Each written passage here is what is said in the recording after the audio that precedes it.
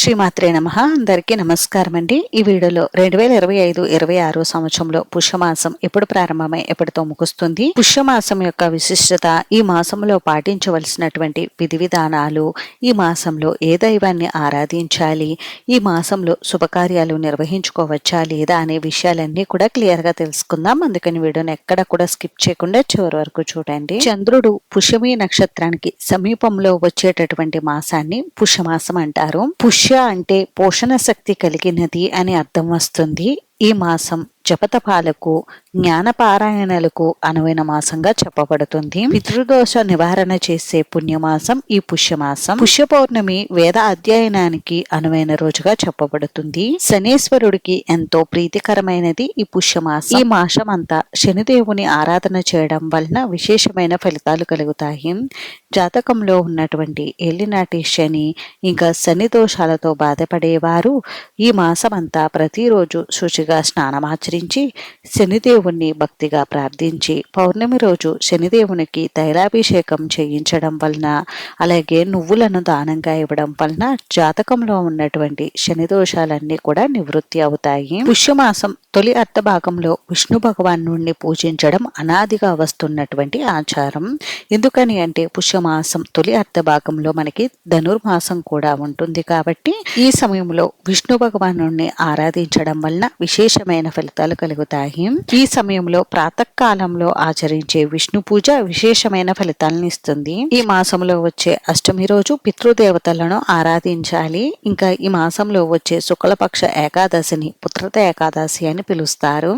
ఈ ఏకాదశి రోజు ఎవరైతే ఏకాదశి వ్రతాన్ని ఆచరిస్తారో వారికి పుత్ర సంతానం కలుగుతుంది. అలాగే ఈ పుష్యమాసం అర్ధభాగంలో దక్షిణాయనం పూర్తయి ఉత్తరాయణం కూడా ప్రారంభమవుతుంది. అలాగే ఈ మాసంలో ప్రతి ఇంటి ముందు కూడా అందమైన రంగవల్లులు వేసి గొబ్బెమ్మలు పెడుతూ ఉంటారు. ఈ మాసంలో వచ్చేటటువంటి ముఖ్యమైన పెద్ద పండుగే సంక్రాంతి పండుగ. ఈ సంక్రాంతి పండుగకు ముందు రోజు వచ్చే భోగి పండుగ రోజు చిన్నపిల్లలకు ఉన్నటువంటి దృష్టి దోషాలు తొలగడం కోసం ఈ రోజు చిన్నపిల్లలకు భోగి పళ్ళు పోస్తారు. దక్షిణాయనానికి ఆఖరి రోజైన భోగి పండుగ రోజున దక్షిణాయనంలో తాము ఎదుర్కొన్నటువంటి కష్టాలు, బాధలను భోగి మంటల రూపంలో అగ్నిదేవుడికి సమర్పించి రాబోయే ఉత్తరాయణంలో సుఖ సంతోషాలు ప్రసాదించమని కోరుతూ ప్రజలందరూ భోగి పండుగనైతే నిర్వహిస్తారు. అలాగే ఈ భోగి పండుగ రోజున ఎంతో అంగరంగ వైభవంగా ప్రతి ఒక్క విష్ణాలయంలో కూడా రంగనాథ స్వామి మరియు గోదాదేవికి కళ్యాణం జరిపిస్తారు. భోగి పండుగ రోజైన మరుసటి రోజు మకర సంక్రాంతిని అయితే జరుపుకుంటాము. ఈ రోజు సూర్యుడు మకర రాశిలోకి ప్రవేశిస్తాడు. అందుకే దీనిని మకర సంక్రాంతి అని పిలుస్తారు. అలాగే ఈ రోజు నుండి మనకి ఉత్తరాయణ పుణ్యకాలం కూడా ప్రారంభమవుతుంది.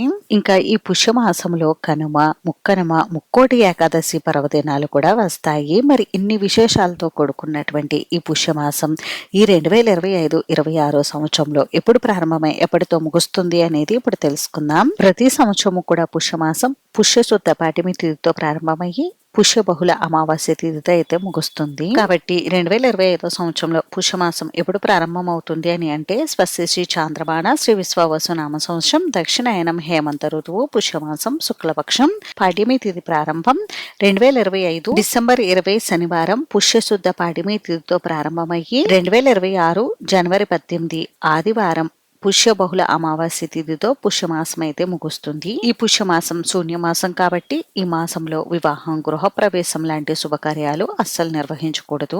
మరి ఈ మాసంలో ఏం చేయాలి అని అంటే దైవ ఆరాధనలు, శాంతి పూజలు, పితృతర్పణాలు లాంటి కార్యక్రమాలు నిర్వహించుకోవచ్చు. శని దోషాలతో బాధపడేవారు శనిదేవునికి ఎంతో ప్రీతికరమైన ఈ పుష్యమాసంలో ప్రతిరోజు కూడా నువ్వులు సేవించి నియమనిష్టలు పాటించిన వారికి శనిదేవుడి అనుగ్రహం తప్పక లభిస్తుంది అని శాస్త్రాలు చెప్తున్నాయి. శనిదేవుని అనుగ్రహం లభించడం వలన జాతకంలో ఉన్నటువంటి ఏలినాటి శనిగ్రహ దోషాలన్నీ కూడా తొలగిపోతాయి. అంతేనండి, చూసారు కదా. ఈ వీడియో మీకు నచ్చితే ప్లీజ్ లైక్ చేసి, షేర్ చేసి, సబ్స్క్రైబ్ చేసుకోండి.